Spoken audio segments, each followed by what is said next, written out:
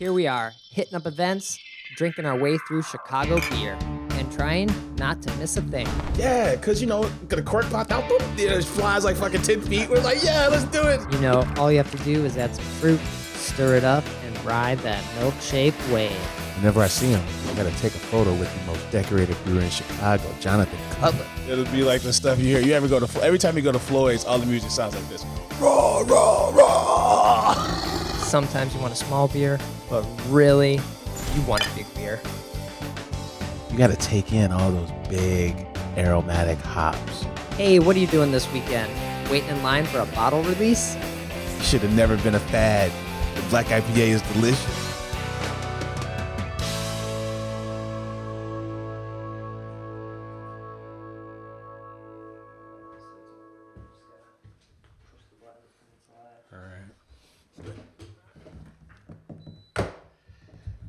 Hey, and welcome to Chicago Beer Pass. I'm Brad Chmielewski.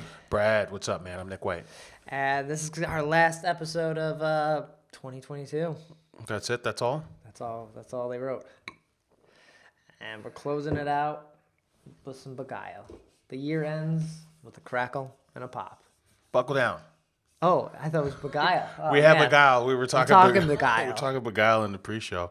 Crackle and Pop Winter Ale. You've been seeking out these winter ales, man. Mm-hmm. This is Buckle Down. Work hard. Work with your hands. Make great beer. Man, I also thought this was Beguile, I think, for the artwork. It looks like a Beguile, style. Cartoony bear sitting on a log next to a fire with a warm mug.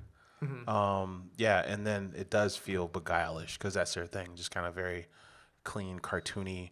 I bet you there's a name for this style of art, right? With those kind of Yeah, it's just kind of like flat cartoon. yeah, flat cartoon. See, Yeah, I'll go with that. 2D. Yeah. So you picked out this winter ale, right? Right, This- brown ale with yeah. cocoa nibs, vanilla, cinnamon, and coffee Yeah. You picked out the winter lager. from Maplewood. I think we've had a Christmas. I feel like we've had a Christmas ale. We did a video with a Fistmas That's right. Yeah. and the sour. Oh from yeah. Hopewell. You filthy animal. Yeah. Yeah. Christmas styles kind of run the gamut. It's Christmas beers are a free for all. Right. That's what we're seeing here. Celebration from Sierra Nevada is a straight up winter IPA. Right, you just call them. You just put them out in the winter. It's winter ale. Whatever you make, whatever you want, and give it a winter theme, and it's a winter beer. Right. Yeah. I'm here for it. Yeah, this one. This one's nice. It feels like something you might have with dessert or after dinner. It's not like one you want maybe with the meal, because there's sort of like that chocolatiness to it. But it's nice. Yeah, it's Lyons, Illinois, so that's way west on 47th Street. And then I was looking for an ABV, but I can't seem to find it. So. Right. But I was telling Brad that this kind of reminds me of and it tells you how good this Goldfinger was. It was a Goldfinger lager. I think it was one of the ones they had on Dark Lager Day, and back in February. And it had all the flavors. It was a lager, but it had all the flavors that are going on here. Okay. Like these deep chocolates and this kind of graham cracker thing, and this is kind of really cool, kind of charged sweetness. It reminded me of that, which is kind of weird. This is an adjunct ale and that's a lager, but they have similar vibes. They remind me of each other. Interesting. Okay. I feel like this year Buckledown was a name that we had a few times, and it kept being a brewery that I was like, I need to go to Buckledown again. I haven't gone to Buckledown in a long time, and I never went. But we kept picking it up. We had their I believe we had their Oktoberfest, right? Okay, yeah. And then I think throughout the year we had one of their other beers. Yeah. I remember they first came on the scene. They were super cool with Pete from Haymarket. Mm-hmm. So he was, I think they had a collab. They might even done an event at Haymarket to get started. Right. And I just kind of dug their straight, hot forward American styles. Right. I remember having their beer a bunch at Bottom Lounge. Okay, interesting. Over there in the Randolph area on Yeah, Lake Street. right at the end of Restaurant Row. Right. Yeah. That was the first time I remember having them, being like, damn, these are good. That's the thing. They make very solid beers. Where was that? There's a speakeasy downtown called the Tortoise Club, and they were doing a St. Patrick's Day event. and yeah, Buckledown was hosting it. It was crazy. It was bizarre. But I remember Buckledown was pouring growlers of their beer at this thing. Cool.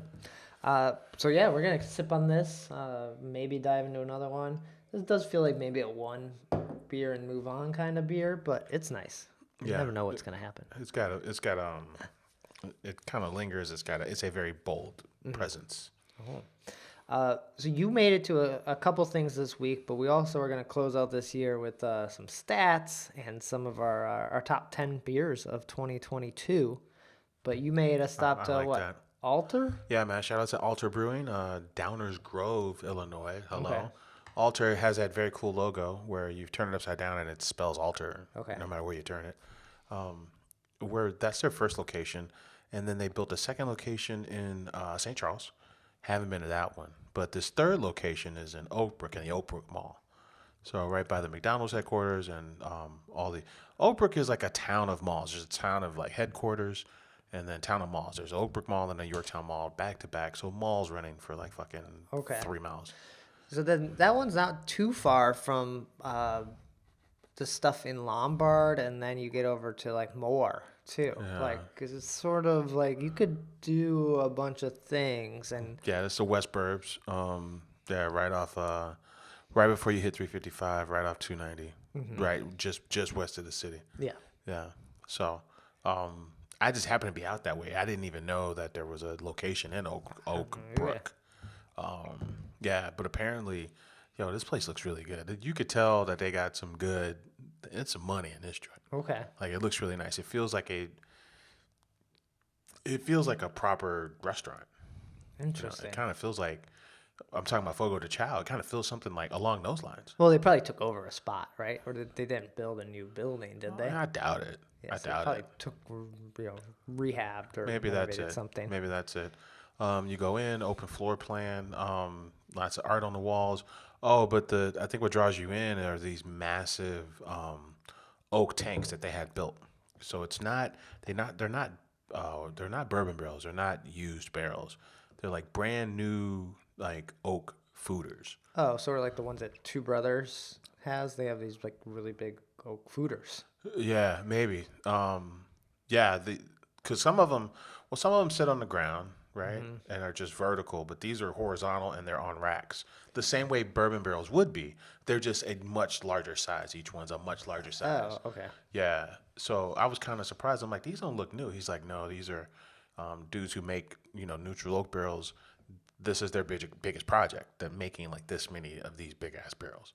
I'm trying to get more information. Like, well, how big is each one?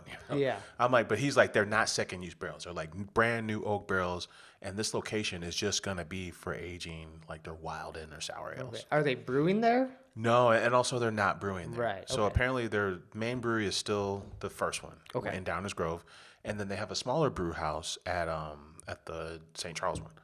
But then this one is just so kind of an aging station for their wild ale program, and then also kind of like a satellite brewery. Interesting. Yeah, Okay. like a satellite tap room, if you will. All right. Yeah. Neat.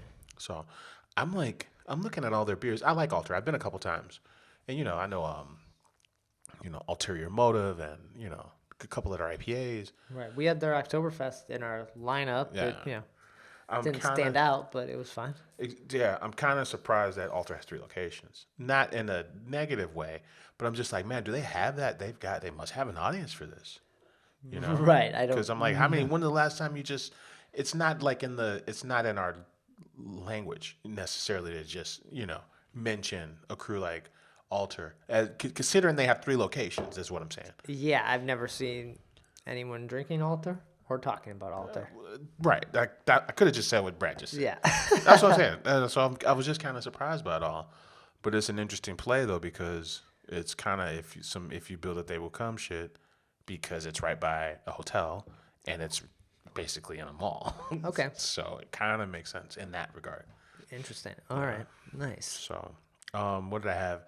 Oh, they had a Kentucky Common on, so I had that, Okay. and then I got the hell out of there. All right. Because got to get back to more familiar parts. Sure. So Yeah. I gotta get out of Oakbrook, man. Any other stops then for the weekend or? No, cheers to Don Bishel. He used to be known as, when I met him, he was Dogfish Don, and he was Revolution Don. He was basically the CFO at Rev, and he throws an annual supplier distributor holiday party. It's the Okay. 14th annual. It was at Kaiser Tiger, so I went there, got to see a lot of folks. Cheers to Chris Jacobson, 2-3 time guest on the show. Seen him, saw him there. Saw Chet Brett there. Saw Eric Hobbs there. Right. So just cheers to them. Got to see them at the holiday party. Not too much to report there. The house beer at Kaiser Tiger is a Helles that is brewed by Great Central. Oh, okay. So it's just It's it's just Great Central's Hellas. yeah, it's called the Kaiser Tiger. It's a Kaiser Tiger handle. So the house beer at Kaiser Tiger is brewed by Great Central. Okay, but it may just be Great Central Hellas because they also have a Helles? They also have a Oh, Hellas. I didn't know that. Because when you go to Great Central, they do have a ton of their house brands at Great Central. Great Central's a contract brewer, but then they make their own beers, Which they're fine. under their own brand. They're fine. Yeah. And then a lot of people are leaving. We had Sketchbook on the show, and Sketchbook opened Skokie, their second location, kind of in response to their relationship or lack thereof with fucking Great Central. Right. I think just wanting more full control of what's happening with their product. So, okay. Yeah. So hadn't been to Kaiser Tiger in a long time. All right. So made a stop over there. Cool. I didn't make it to anything. We did get together and we opened Death by Cherries. That was like 2019, I think it was. It's been a while. 2020. And I think that might have been its second time. Okay. Right? Because I feel like it was one of the earlier ones. Yeah, having a party, and I asked Nick, what are we getting? What's the best one? I'm like, the guy next to us, he hadn't had coconut, and I was telling him about our coconut experience. Oh yeah. And I'm like, Brad's got these coconuts. We go drink the beer, and we're wondering if there's coconut in it. So you can either feel our pain and open coconut, or you can open one of my favorite ones ever, probably Death by Cherry. It was tasting good. It's still pouring good. Yeah. It's nice. Cherry seems to be getting brighter, which is kind of weird. Yeah, I brought up Death by Plums out too, but then we didn't open it. No? I bet you that's pouring nice. Yeah. You're probably like 3 sheets by that point. Glug was out. And I was Dude, like, I had this fucking glug. Glug. I was like, this is irresponsible. And someone needs to explain this. Yeah. I was like, whew. I had like 3 sips. I'm like, and I started feeling it. Yeah. Quick. Warms you up and gets you drunk. That's Glug. Damn, cool. So 2022 coming to a close, and we drank a lot of beers. Went to a lot of events this year, and just went out, to all these places too. Yeah. Bug was back in full swing. Baseball, you were over there constantly. A lot. Yeah. You need to drink hanging out and watching those fucking games. Right, we Oktoberfest it. Yeah, heavy. St. Patty's Day, heavy. 312 block party. Yeah, which might have been probably the single most fun excursion. Sure. It was like an all-day thing. That was cool. I hadn't done that in a while.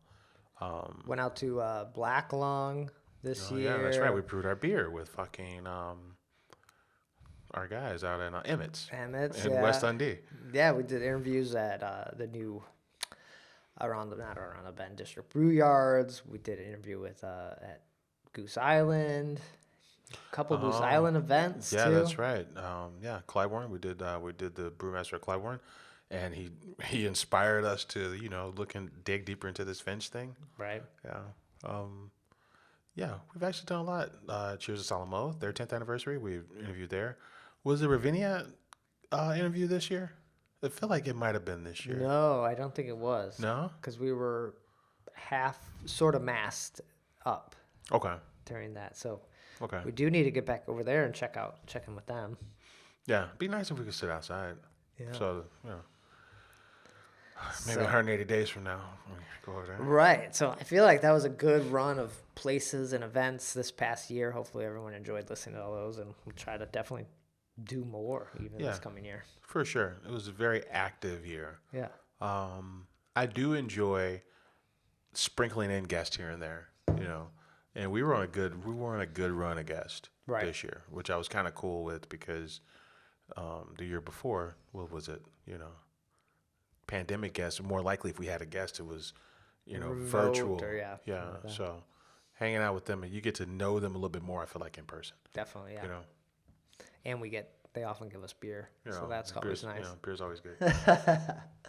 But then in June, we did our top 5 beers of that year. We try to break this up because we will forget. It's very hard It's a fact. to sit down here on the last episode of the year and come up with 10 beers. And just kind of riff it. Yeah. Because, it's not like, you'd remember this stuff more if you did the show every day, which is kind of impossible, or if you just like kind of wrote about it at beers every day. Yeah. Then at the end of the year, it'd be easy to just riff off of 10 beers. It would be easy to do. And then sometimes on this list were beers that we were drinkable and we like so much we could get all the time, like something like Basement Party a couple years ago, or there's other ones like a limited release at a festival that is on the list. Yeah. Yeah, shout out to Pancho and Lefty from Black Lung. That beer caught me off guard. There's always a beer of a year that catches me off guard. You talked about Basement Party, and that was whenever that came out. Okay. I was just like, there's no way this is this good. And then you drink it again, and you're like, yeah, I actually do like this beer. Yeah. Yeah. So shout out to them. And there's a couple others like that where it's just kind of some honorable mention shit where I'm just like, man, that was fun. That's a fun beer. Yeah. Yeah. Oh. There's no Fader. I don't think anything. Basement Party was our closest to Fader that we had. That feeling of Fader. Yeah. Yeah. Or Bodum. Fader and Bodum like caught you and loved Basement Party. I don't think there's a beer this year that like I would just keep stocking. Maybe this one we had early in the year, which I'll mention in a sec. But I think I just want to say real quick, man, shout out to the Dutch Bag guys, because I remember being at Peace, and you know how we both agreed that the Peace beers were different after Metal Steve came in. And then on one trip, the waitress at Peace said you should drink the Dutch Bag beer. And then seeing the Dutch Bag guys and just going through all 3 of their beers and understanding who they were, I was like, man, I really dig what they're doing. So, like, I can't pick out one in particular, but just that feeling of those beers catching you off guard and all being good, that Dutch Bag falls in that category for me. Okay. So, yeah, the January to June list was Banshee from Old Irving. And that's a beer that even when we were talking about it, we're like, this is gone. And I wanted more of it. If that beer would have kept coming out all year, that would have been my Basement Party. I would just like kept picking that up. Yeah, good job by you, because that beer's fantastic. Mm-hmm. Yeah. Then we had from Salamoth, it was Valdor. Yeah, this was the Orval tribute beer. Mm-hmm. So this is a Belgian pale ale, and I tell you, man, it's not an exact. It doesn't give you the same feeling as Orval, because Orval, quite honestly, by the time it gets here, is almost a shell of itself. So when you have it next to this velour, you're just like really impressed at how good and layered that velour is. Right. Or Valdor. Yeah. So we had that. We had Valerie, which was a Meyer lemon beer from around the bend, which was a riff or an alternate version of their variant. Pistachio cream ale. Yeah, which is what is their pistachio cream ale? Do we know? It's cream ale? No, I mean I know it's a cream ale with pistachio. Vera. I was talking about the name. It's a cream ale, motherfucker. So that was great. Had that at Beer Under Glass when it was in the Union Station. Yeah. And then we had this microphone collaboration with Goose Island, the B-side. It was so much better than the Goose version. Right? Like but they were technically meant to go together. That's true. You're supposed to blend them. I think one's a barley brown, one's a stout. If I got it right, Goose's one was the stout with chocolate. Yeah. Barrel aged stout with chocolate. And the microphone one was a barley wine and Heaven Hill barrels brewed at microphone with Goose Island Bourbon County yeast. Right. But even like a record, you're not even sometimes going to flip it to the other side. You're just going to be like, that one's better than the other side. I get that they go together, but I don't need to go. I do this all the time. I got fucking Kiss live in Detroit or whatever. Okay. I play one side of this shit. That's enough. That's enough Kiss for anyone. We're taking two sides of Kiss. We're taking Kiss off. We're putting on something else. I do this all the time. So that was great, and we also got to try that at Goose Island for this like big hugs. No. Big hugs is Bear Hugs. Oh, that's right, Bear Hugs. It was a spring preview. Right. So of the hugs, so all the and you the got shanties me. You got me wanting to say big hugs. And now. the hugs. Yeah. Still, I need them to talk about this more, man, because like it's so weird to put on a fucking IPA and say, hey, this is going to be our new series. And we're going to distribute it across the country. This brand new IPA. They marketed the shit out of that. So Yeah, to the point. hopefully it worked for them. They're good. I don't need them. Yeah, when you see a billboard for it or a commercial for it on YouTube, I'm just like, I don't know. I don't know if I need this. Yeah, it feels like hokey. A little bit of commercials do. But A little bit. maybe that's the point. Yeah, but it did lead to a sneak peek of the beer that ended up being one of the best beers of the year. So it was good. So cheers to them. Yeah, and then you mentioned this one in our June episode, and then I've gone and had it. I'm indifferent about it. I think it was different because I went back and had it. okay, because it was the red corn lager from Cruz Blanca. Yeah, and it was a little more tart this time around when I had it. Yeah. Which was kind of weird to me because it's supposed to be a lager. But then the first time I had it, it had everything that made sense about a lager, where like this kind of corn sweetness kind of and this light body just kind of took you to a place you weren't expecting. Right. You know, and you know, much like we thought we had prop at the end of all the beers that we had that night, and we thought it was great. So part of me wonders like, hey, was it great because we had it at the end, or was it just really good? Right? And I don't know. So the first time I had it, I loved it. Second time I had it, I'm with you. Okay. I'm like, they must have changed this shit because it's not the same feeling I had. It's not the same. Okay, so that was the first half, and then the second half, we're going Hopewell's Oktoberfest End Grain. I don't know what to say here. 6.4%. Hopewell and Logan. Right, which I've heard a few indifferent things from some people, but I don't know if it was the cans or possibly some issues, but we had ours. They were great. Yeah, I think it was subdued on the artwork is always subdued at just kind of these abstract shapes on all their fucking cans. I don't know, man. I don't know what to tell you. This beer was great. Yeah. It was good. It was really good. And then we had the Double Clutch Hellas, which I don't think technically came out this year. I think they've had it since they've launched, but Yeah. it took a silver at GAPF this year. Yeah. It almost made me want to go to Double Clutch like more often. I think I went there like twice, maybe 3 times. Yeah. I need to have it. I need to have it again. Okay. I need to have it again and just really get in there. All right. Yeah, because I like the space and I love I love what they're doing. Did you not have it when we came back from Black Lung and we stopped there? I might have got it. You and I went. Yeah. That was after the Black Lung trip. Yeah. A little bit of a blur. Yeah. Ooh. After Tight Head too. That's right. And I think we stopped at Sketchbook on the way up. Yeah. Because that's what we kind of met at Evanston. Mm-hmm. Yeah. So, but that was the Double Clutch Hellas. Ridiculous. Then another Cruz Blanca one is this Barbados. Barbados? How do we say it? It's one of the beers of the year. We can't fuck it up. I know. Is it Barbosa? Barbosa. I feel like it's Barbosa. I wrote it down and I couldn't read my own handwriting. Barbosa. Cafe. Now we're really fucking it up. We'll just keep it at Barbosa. This is it's, if I got this right, metric coffee aged in red wine barrels, and it's a stout aged in red wine barrels with raspberry and metric coffee. Right. I believe that's I think it. that's right. And this was part of the Luchador series. Yeah. It's available in their 4-packs, which is probably still available at Cruz Blanca. So you could go there, get yourself a corn lager, and Asking for the first one. Yeah. Maybe not the second. This is crazy that there are 2 Cruz Blanca beers on this list. They're very underrated. They're very underrated.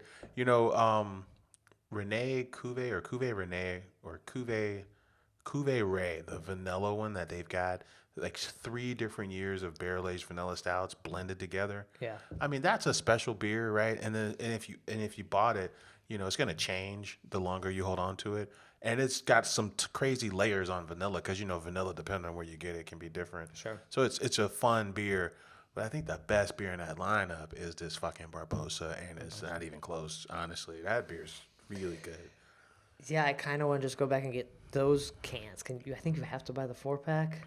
Oh, is it It's a mixed 4-pack. Maybe you can just buy individual cans. You're right, because that day it was mixed. But yeah, who knows? I liked it. I kind of liked it better when it came in a little cute little bottles. First time we had that, Yeah, it came in little nice. bottles. And then you had these last two were a couple that you had that I didn't have. Wooden Wings. Wooden Wings from P3. Shout out to them. That's it's a collaboration with Goose Island, barrel aged version of their If You're a Bird, I'm a Bird. Okay. So one of them was a barrel aged. No, they weren't even barrel aged. It was a stout with strawberry, and then the other one was a stout with chocolate. So kind of that same deal. Yeah. Oh, cool. I enjoyed that beer. Nice. Yeah. All right. And then one you had at Fobab, I think, was a barrel aged beer for tacos. Yeah. From Off Color. Yeah, Off Color's. What is it? Beer for tacos and pink tequila barrels. Tequila. Yeah. Okay. Yeah. I think Off Color's kind of secretly one of the best barrel aged programs in town because I think, they're not like bourbon barrel aged beers, but the combination of wood foeders and tequila barrels and wine barrels and They're just doing a lot of different things in barrels. So. yeah, and then they're able to they're able to have fun expressions on beers that are not necessarily dark and aged in bourbon barrels. That other spectrum of barrel aging that's kind of more akin to wine or like those Belgians that Cantillon makes. Yeah. Yeah, they lean more in that direction. Okay. So that was 9 different breweries, 10 beers from this year. That's a pretty good list of these barrel-aged beers, all the way down to your Helles, to your corn lager. Like, a good gamut, a good run there. Yeah, I'm glad we this is an interesting channel because, sure, we drink all the popular stuff, but then we also kind of drink stuff that, I'm kind of surprised that we like, Yeah. and I'm kind of surprised that it even shows up. Yeah. What do you think was the most beer you drank this year? Oh, like the one I just ordered the most or yeah, got the most? Yeah, like when you were out, you just didn't think about it. You're just like, I'll take that. Man, it might be the Maplewood one. It's because Husky Pants. Is it Juice Pants? Oh yeah, Yeah. The purple can. Juice Yeah, can? Juice Pants. That was your go-to. You Juice- think you drank the most of that this year? I would say so. Yeah, Okay. because if there's because you're more likely to have either barrel aged stuff or wine barrel aged stuff at the house, and the thing you run out of the most is IPA. Yeah. So if I'm going to get an IPA, it's usually something from Maplewood. Okay. Out of everybody, if I'm at a store, because the half acre shit is cool at half acre. The hot butcher stuff is cool, but you don't really know what's in these things. You got to pick them up and read them. Right. But if I'm in a rush and I just need a beer, I'm getting Juice I'm Pants? getting Juice Pants. Okay. Yeah. I think my most strength this year was 312. I think I drank a lot of 312 when I was out because I don't have to think about it. Call me off guard with that. But yeah, that's part of it, right? And I know what I'm getting into. And I'm Yeah. like, okay, I'll just get a 312. And then even when I'm ready for another one, I was just like, I'll just keep drinking this. I'm good drinking this. Yeah. That's part of it is kind of ubiquitous. You don't have to worry about it. You know what it tastes like. I think we're at that point where you just want something that you don't want to fuck around with. Right. You know? And I don't want to order a different beer and be like, that sucked. I wish I would have stuck with the Bodum. I like that things are different. I like that I can get a new experience every day if I want. But sometimes I just don't want to fuck around. Right. I just want the thing. I just want the flavor I want. I know what I want. Yeah. And I think it also contributed. I was at a lot of different events or things with other people that I'm not like all that super close with, or just things like that where it's like, just give me this 4% beer. And Now we talking 312 Shandy or we talking 312? I think just regular 312. 312. Okay. Just regular 312. All right. Yeah. I think that's the beer that made them attractive to AB in the beginning. So It's fun. Yeah. Just funny thinking about it. I'm not mad at it. It's also very funny. Yeah. Yeah, It's like we come full circle because we joke a lot. This is the Old Man Beer podcast, and now it's like, give me the wheat ale, give me the IPA. Yeah, I'll just get my 12-pack of It's 312. literally becoming the Old Man IPA, Yeah. Old Man podcast. It's no longer a running joke. It's literally that's what this is. Pretty ridiculous. And then we got to give a shout out to our favorite seltzer of the year, which was the lemon from Penrose. Although I think the pink lemonade is better. Nick didn't have that. From Penrose. Penrose. Okay. Pink lemonade. Lemon was quite nice. Yeah. Yeah, none of that pledge. What do we drink? We drank Kentucky Fog, and the first thing I noticed, it was like, this smells like pledge. This lemon. This is like country time lemonade. Yeah, good stuff. Oh yeah, good year. And then you were looking back at some stats or things on our feed, our Instagram feed. Yeah, I was looking at all the posts that we've ever made on this feed, just the photos, the regular post, and I'm just kind of seeing like, hey, what's the pattern here? What do we post the most? And I think, well, no surprise, I think Half Acre was the most posted brewery on the feed, and the second was Goose Island. We post a lot of Half Acre, we post a lot of Goose.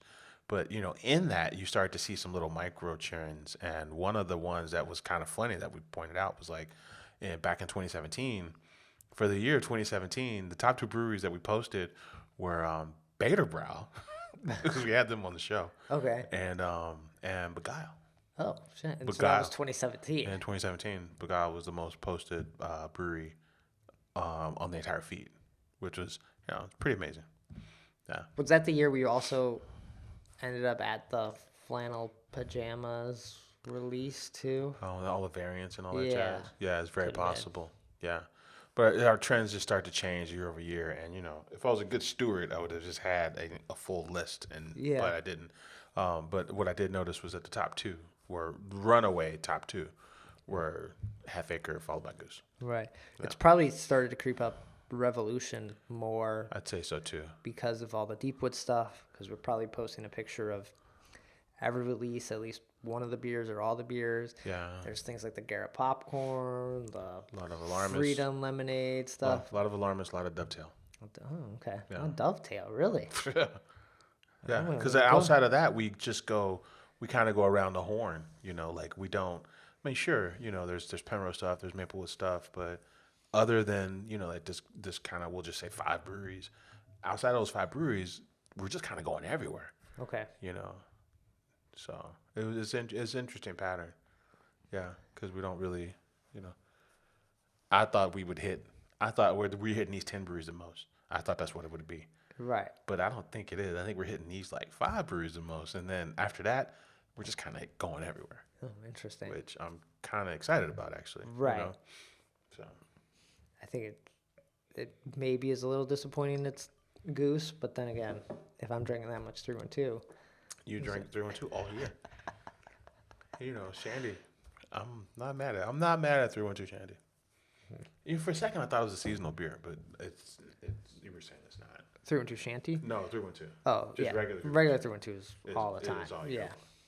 I think that's probably their flagship. Yeah. I think also, like, not to harp on this 312 thing, but also I don't feel bad, like, if I just want, like, I just want a beer and I don't drink all the 312. I don't feel bad. Like, it's like, Oh, yeah. there's like half a can left. It's like, it's 312. You don't feel bad about, like, not drinking the beer you opened, where you're like, oh, shit, I opened this pantsless. Now I don't want it. Or, like, I gotta go. Or I've been drinking all night. Yeah, that was dumb. What was I thinking? Yeah. But it's like, it's 312. Nah, I'll just leave it. Or like you're at somewhere and you're like, fuck it, I gotta leave. I don't need to finish this beer. It's 312. You just like put it down and leave. I sort of treat it like it's almost worthless, but at the same time, it's doing what I need it to do constantly. It's there. It's there for me. When the next 2023 is the next, I can Michelob Ultra is going to be the number one. I just want water. Yeah. Damn. All right. Anything else before we close out the year? Any breweries you want to hit? You kept talking about going to Scratch this year. That's still on my bucket list. I'd love to go to Scratch. I was down at Junior Fermenta a lot. Okay. I'd love to get south more, Right. Yeah, because I just want to see what more the South has to offer. Open Outcry. That's the problem. It's like, Open Outcry or, Weiner. Horse Eve Hollow. Yeah. The problem is like there's, But we did go to all those this year. we went to all those places. We both ended up going to Weiner at least once. I went to Horse Thief Hollow and I hadn't been there until this year with the Yeah. open outcry. So you are right. We sort of, there are times where maybe it feels like we're going to the same places, but then it's time like, we're going out to this place. Went to, Have we exhausted? I think we've exhausted. This is weird to say, but I think we've kind of exhausted all of our city locations. So maybe just, I'm saying south, but maybe what I really mean to say is, hey, just go hit more suburban breweries and just get to the bottom of it, you know? Because it was very rewarding to go, even though I did it all day, it was very rewarding to go to workforce and then go to the stupidest art history. move I was going all day, but I was like, yo, these are across town. these are two very good breweries. You know, I think I want to know more about the burbs. Okay. Yeah. Well, I think we have a P3 Roaring Table Consume. Zoom, Yeah. So possibly in yeah. the early January run. if the Black Lung guy was saying that they got a boat, I'm gonna need a life jacket on this boat. they're gonna have a boat going from Black Lung on Foss Lake over to Riverlands. Okay. So, you know, stuff like that. I think mine for 2023 is to get to Light the Lamp and have this burger. I have like, Oh, because they're selling the joint. they're selling it. They're selling the Oh, joint. is Light the Lamp done? Not yet, but it's going. So apparently, the guy who is the chef at Light the Lamp is going to fucking Black Lung, Oh. and the place is for sale. Oh shit! So we gotta go there. I'm saying they're selling the joint. So I don't know what the future holds. Like, will the new guy just keep it going, or will he say fuck this? But if And they're selling it, oh, right, that doesn't mean they're gonna sell it and keep it the same, right? They're gonna sell it and turn it into a fancy restaurant or whatever. crap. Right? And just and sell off all the beer equipment and just make it, just a fancy fucking bar. All right, so I gotta go to Light the Lamp sooner than later. Sam. Okay. Yeah. Even though it's closing, and then I'll be like, I went there, and I'll be like, well, fuck you, we can't go. It's like, we got these 3 beers and this one food item. Okay. But yeah, that's the word is they're selling. Yeah. All right. Then on that note, on that sad Light the Lamp, like we gotta get out of here. We gotta close out the year. Nick, where can people find you? Get in touch when we're not here. Hey man, I'm on Twitter at Nicosio. And I'm on Twitter at BRAD, Chicago Beer Pass, Twitter, Instagram, website, chicagobeerpass.com. There's lots of other beer reviews on the YouTube channel. So if you're just the audio listener, there's the video version of the podcast where we do other beer reviews. And I think I got an IPA that we can open after this. And those come out as I get them together. So there's no rhyme or reason, but there's lots of other reviews there. So it's always kind of fun to check those out. So that'll do it. Take care. Cheers.